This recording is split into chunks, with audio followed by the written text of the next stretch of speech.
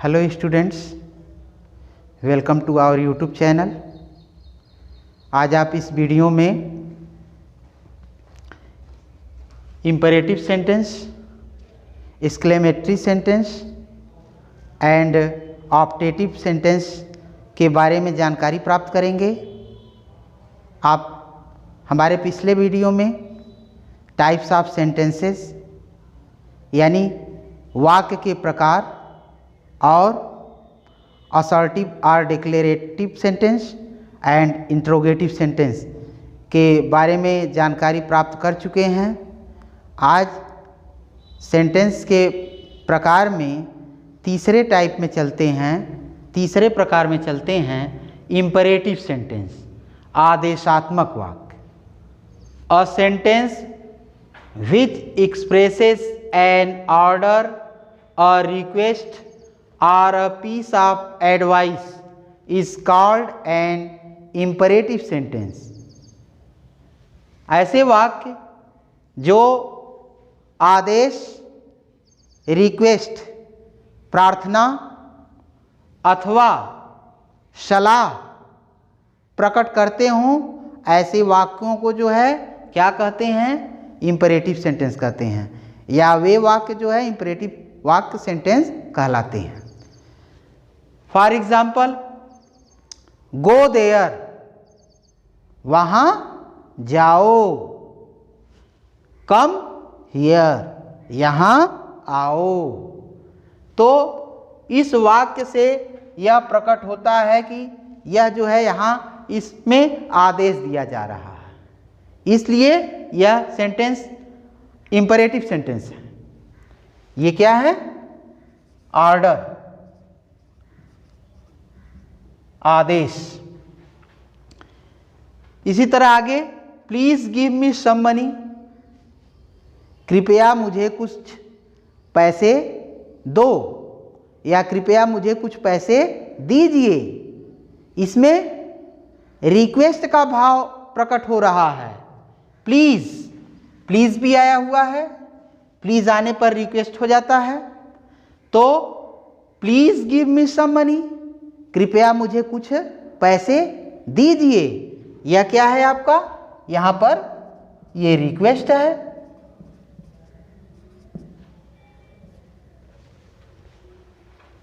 Take your medicine in time, अपनी दवा समय पर लिया करो।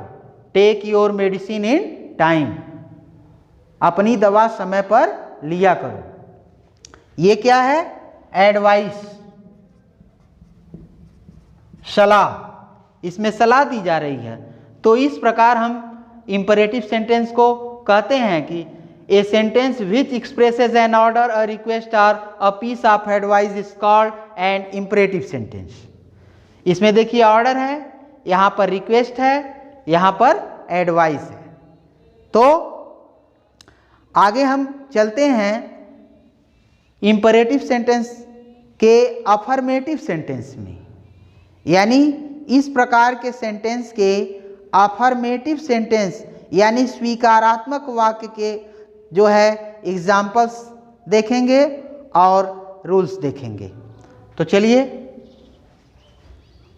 तो अफर्मेटिव में इस प्रकार के वाक्यों में वर्ब अपने मूल रूप में होता है तथा अनुवाद करते समय उसे वाक्य के प्रारंभ में लिखते हैं।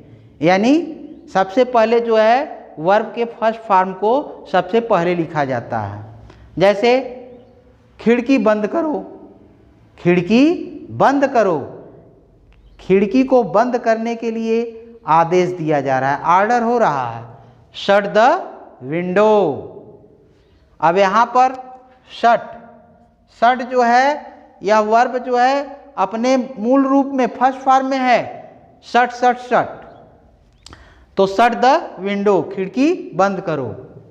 शो मी योर बुक, मुझे अपनी किताब दिखाओ। तो यहाँ पर भी देखिए शो वर्ब का फर्स्ट फॉर्म जो है अपने मूल रूप में है और सेंटेंस की शुरुआत जो है वर्ब के फर्स्ट फॉर्म से हुई है। शो मी योर बुक, मुझे अपनी किताब दिखाओ। Please lend me 50 rupees, please यानी रिक्वेस्ट है, तो इसलिए रिक्वेस्ट के लिए प्लीज़ लगाया गया है। कृपया लेंड मी 50 रुपीज़, मुझे 50 रुपये उधार दीजिए। तो यहाँ पर भी देखिए लेंड आया हुआ है, लेंड मी 50 रुपीज़, यानी लेंड मीन्स जो है उधार देना, तो ये भी अपने मूल रूप में है, फर्स्ट फॉर्म है लेंड। और रिक्वेस्ट के लिए यहाँ पर प्लीज़ लगा हुआ है, प्लीज़ लेंड मी 50 रुपीज़। तो इस प्रकार के वाक्यों में वर्ब जो है अपने मूल रूप यानी फर्स्ट फॉर्म में होता है। आगे चलते हैं, दूसरे रूल को समझते हैं अफर्मेटिव में। सेकेंड रूल में यदि वाक्य में वोकेटिव केस का नाउन यानी संबोधन कारक, वोकेटिव केस संबोधन कारक यानी वोकेटिव केस का नाउन है, तो वह वाक्य प्रारंभ यानी वाक्य के प्रारंभ में या अंत में प्रयोग किया जा सकता है। For example, Mohan stand up on the bench, Mohan bench पर खड़े हो जाओ, यानी मोहन जो है वह वोकेटिव केस का नाउन है। तो इस सेंटेंस को इस प्रकार भी यह वाक्य बना सकते हैं, stand up on the bench Mohan, यानी मोहन को बाद में भी आप रख सकते हैं और पहले भी लिख सकते हैं, Mohan stand up on the bench या stand up on the bench Mohan. तो आगे चलते हैं, जहाँ सुझाव या प्रस्ताव का भाव हो वहाँ जो है लेट का प्रयोग करते हैं। जैसे लेट हिम गो होम, उसे घर जाने दो, यहाँ पर जो है लेट का प्रयोग हो गया, लेट उसे घर जाने दो।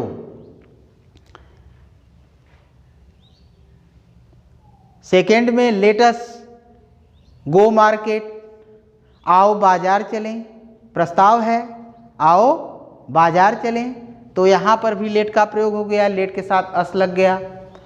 तो इस प्रकार जहाँ सुझाव या प्रस्ताव का भाव हो वहाँ लेट का प्रयोग करते हैं। आगे चलते हैं, निगेटिव में अगर वाक्य में मत आया हो तो सबसे पहले डू नॉट लिखते हैं, या उसको शॉर्ट फॉर्म में डोंट भी कह सकते हैं। अगर वाक्य में मत आया हो तो सबसे पहले डू नॉट लिखते हैं, इसके साथ वर्ब की फर्स्ट फॉर्म लगाते हैं। फॉर एग्जाम्पल, कक्षा में बातचीत मत करो, do not talk in the class, या don't talk in the class. तो कक्षा में बातचीत मत करो, do not talk in the class, और don't talk in the class. इतने जोर से मत बोलो, do not speak so loudly, या डोंट स्पीक सो लाउडली।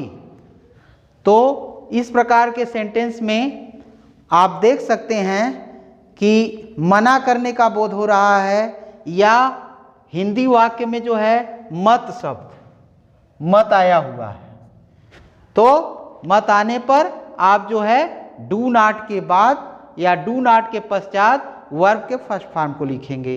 तो डू नॉट के बाद वर्ब का ये फर्स्ट फॉर्म है, टॉक मीन्स बातचीत करना, इसमें स्पीक फर्स्ट फॉर्म है। तो आगे नेक्स्ट रूल को समझते हैं। कृपया के लिए वाक्य के आरंभ में प्लीज लगाते हैं।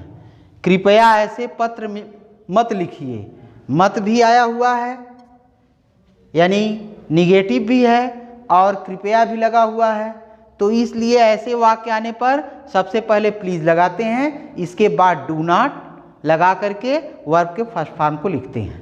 जैसे कृपया ऐसे पत्र मत लिखिए, please don't write such letters, please do not write such letters, या please don't write such letters.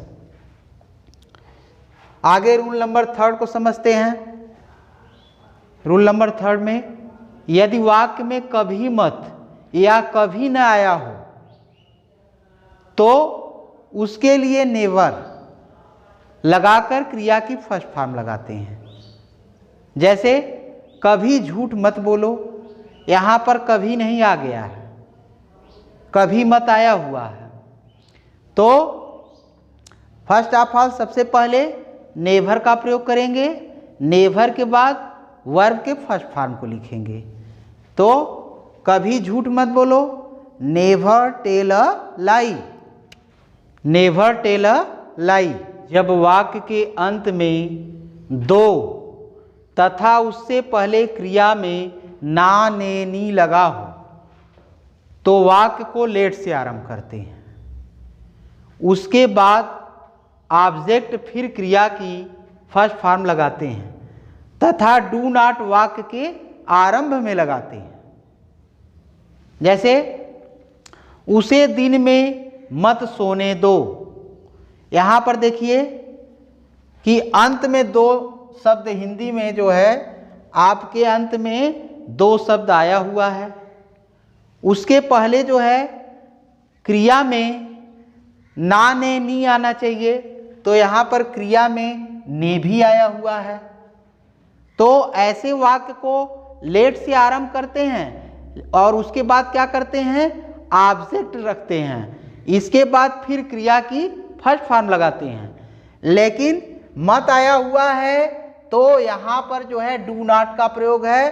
तो डू नॉट जो है निगेटिव चल रहा है, तो डू नॉट को सबसे पहले रखते हैं। डू नॉट वाक्य आरंभ में लगाते हैं। तो उसे दिन में मत सोने दो, उसे दिन में मत सोने दो। Don't let him sleep in the day, या डू नॉट के बाद लेट लिखेंगे, do not let him sleep in the day. तो यहां पर देख रहे हैं उसे दिन में मत सोने दो, डू नॉट। सबसे पहले आपने डू नॉट को लिखा, इसके बाद जो है लेट लगाया गया है। लेट के बाद ऑब्जेक्ट है आपका हिम, और इसके बाद sleep first form of verb, यानी क्रिया का first form.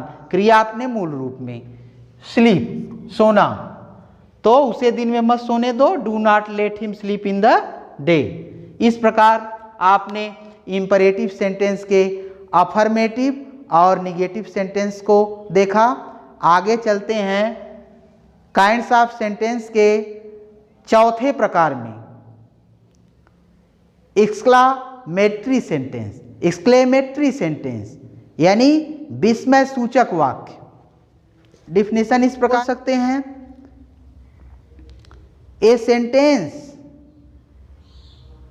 which expresses sudden or strong feelings is called an exclamatory sentence।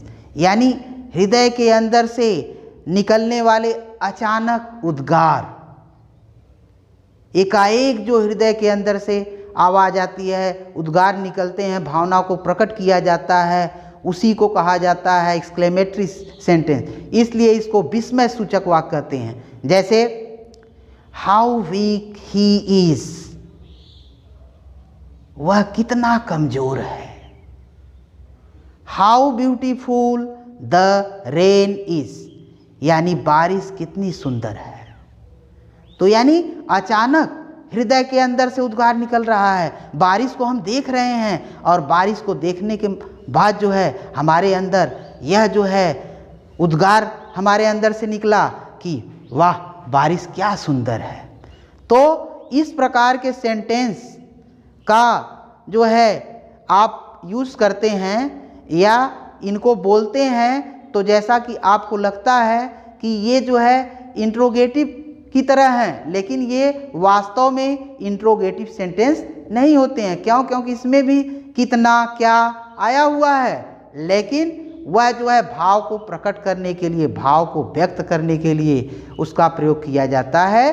और इसमें जो है सेंटेंस के अंत में, एंड में साइन ऑफ एक्सक्लेमेशन यानी विस्मय सूचक जो है चिन्ह जो होता है, विस्मयादि बोधक चिन्ह को जो है लगाते हैं। तो आइए समझते हैं इस प्रकार के वाक्यों में प्रसन्नता, दुख आश्चर्य आदि भावों का बोध होता है। इन वाक्यों के अंत में प्रायः साइन ऑफ एक्सक्लेमेशन लगता है, ये साइन ऑफ एक्सक्लेमेशन है, परंतु एलास, अह, हुर्रा आदि इंटरजेक्शन के तुरंत पश्चात साइन ऑफ एक्सक्लेमेशन का प्रयोग करते हैं। जैसे अगर ये वर्ड आ जाते हैं तो इन इंटरजेक्शन के तुरंत बाद जो है ये साइन जो है साइन ऑफ एक्सक्लेमेशन जो है वह लगाते हैं।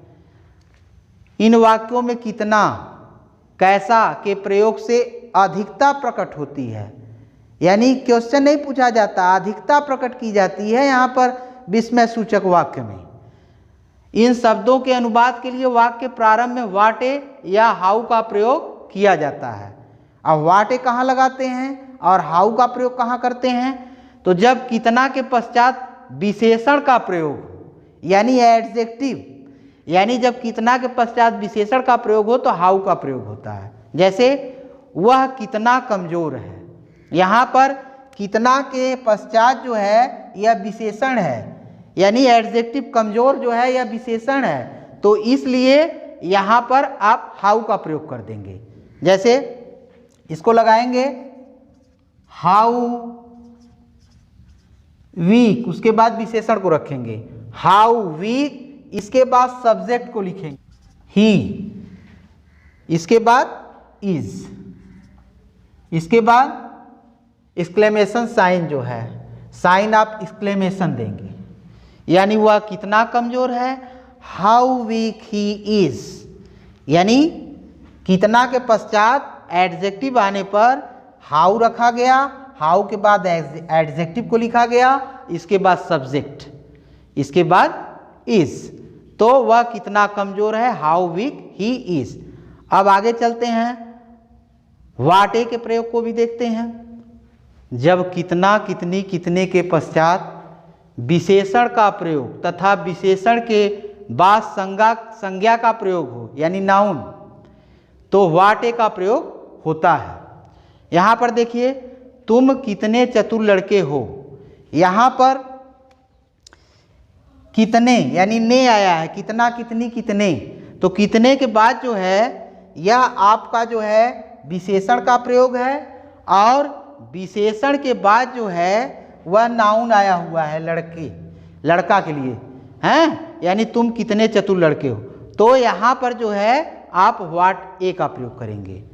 तो बनाएंगे, तो तुम कितने चतुर लड़के हो, what a clever boy you are. यहाँ पर वाट ए के बाद जो है एडजेक्टिव को रखा गया, एडजेक्टिव के बाद नाउन, नाउन के बाद जो है यू आर, यानी what a clever boy you are, यानी तुम कितने चालाक लड़के हो, तुम कितने चतुर लड़के हो।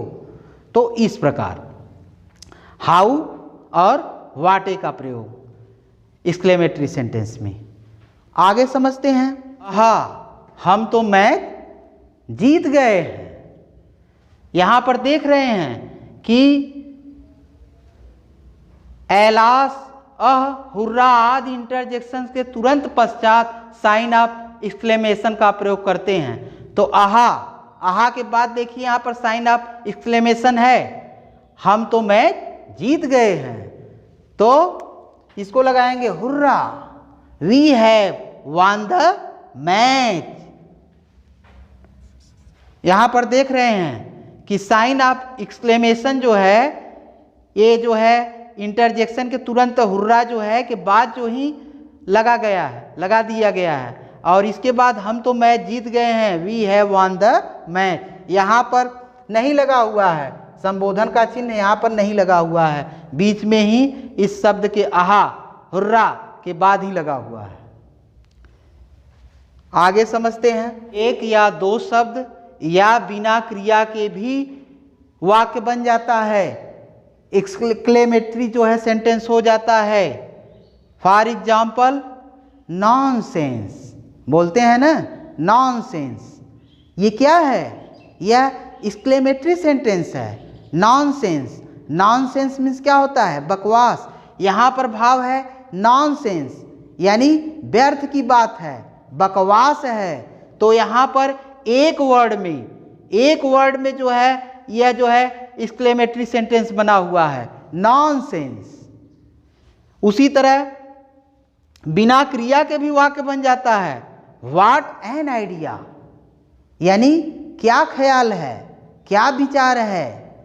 यानी यहाँ पर विदाउट वर्ब के सेंटेंस बना हुआ है, व्हाट एन आइडिया। इस प्रकार आपने एक्सक्लेमेटरी सेंटेंस के जो है टाइप्स को देखे।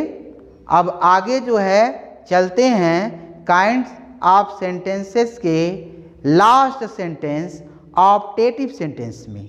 ऑप्टेटिव सेंटेंस मीन्स होता है इच्छा सूचक वाक्य। उसके बारे में जानकारी प्राप्त करते हैं। इच्छा सूचक वाक्य डेफिनेशन को आप इस प्रकार कह सकते हैं कि a sentence which expresses curse, blessing, wish और prayer is called optative sentence. यानी वह वाक्य जिसमें अभिशाप, आशीर्वाद या आपका विश, शुभकामना, प्रेयर, प्रार्थना का बोध हो, तो वह कैसा सेंटेंस होता है? वह जो है इच्छा सूचक वाक्य होता है। तो इसके डेफिनेशन को इस प्रकार लिख सकते हैं, अ सेंटेंस विच एक्सप्रेसेस कर्स माने अभिशाप, ब्लेसिंग आशीर्वाद, विश शुभकामना और प्रेयर अथवा प्रार्थना is called N optative sentence. यानी वह वाक्य जिसमें अभिशाप, वरदान या आशीर्वाद, शुभकामना या प्रार्थना का बोध हो, उसे ऑप्टेटिव सेंटेंस कहते हैं। आइए ऑप्टेटिव सेंटेंस को एग्जाम्पल से समझते हैं। मे ही डाई ऑफ कैंसर। यहाँ पर भी देखिए इस प्रकार के सेंटेंस में भी साइन ऑफ एक्सक्लेमेशन लगा हुआ होता है। मे ही डाई ऑफ कैंसर यानी वह कैंसर से मर जाए।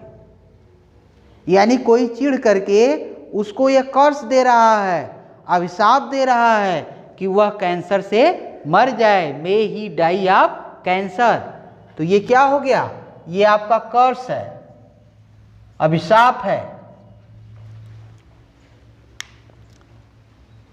मे यू गेट सक्सेस, तुम्हें सफलता प्राप्त हो या आपको सफलता मिले। यहाँ पर जो है यह जो है ब्लेसिंग है, आशीर्वाद दिया जा रहा है कि मे यू गेट सक्सेस, यानी भगवान आपको सफलता दें या आपको सफलता प्राप्त हो। May God bless you with a son, भगवान तुम्हें एक पुत्र दें।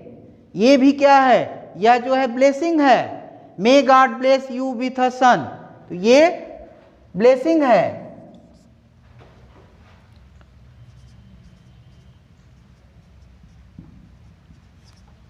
आगे मे गॉड सेव हिम, ईश्वर या भगवान उसे बचाएं, ईश्वर उसे बचाएं या ईश्वर उसकी रक्षा करें। ये क्या है? इसमें प्रार्थना किया जा रहा है, यह प्रेयर है। तो इस प्रकार आपने काइंड्स ऑफ सेंटेंसेस में इंपरेटिव सेंटेंस, एक्सक्लेमेटरी सेंटेंस और ऑप्टेटिव सेंटेंस को 1 बाय 1 करके समझा। और आगे जो है उम्मीद करते हैं कि आप जो है इस सेंटेंस को भली भांति समझ गए होंगे। अगर यह वीडियो अच्छा लगा हो तो प्लीज़ लाइक, शेयर और हमारे YouTube चैनल को सब्सक्राइब करना न भूलें, तथा जो है बेल आइकन को दबा दें। Please press the bell icon. Thanks for watching this video.